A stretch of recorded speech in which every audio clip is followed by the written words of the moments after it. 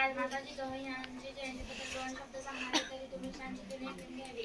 एक विचार स्वराज्याच्या मेटे ठरल्या लाखो मशाली, एक विचार स्वराज्याच्या मेटे ठरल्या लाखो मशाली, अवघ्या महाराष्ट्राची ऊर्जा म्हणजे शिवबांची माली.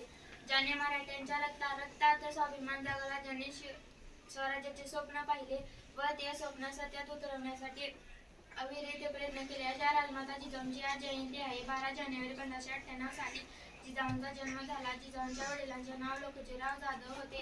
लहान वयात जिजाऊंचे लग्न शहाजीराजे भोसले यांच्याशी झाले. या दोन्ही घराण्यातील पराक्रमाची परंपरा जिजाऊंकडे होती.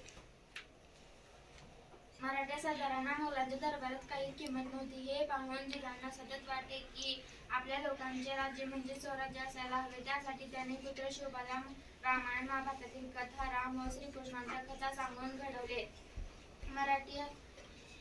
त्यांच्या प्रेरणेतून शिवरायांनी हिंदवी स्वराज्य निर्माण केले. मराठी अस्मिता जपली. हे सारे केवळ जिजाऊंच्या शिक्षणामुळे व संस्कारामुळे शक्य झाले. जिजाऊंनी शिवरायांना असे संस्कार दिले की शिवराय स्वतःसाठी नव्हे तर इतरांसाठी जगू लागले, धर्मासाठी लढले.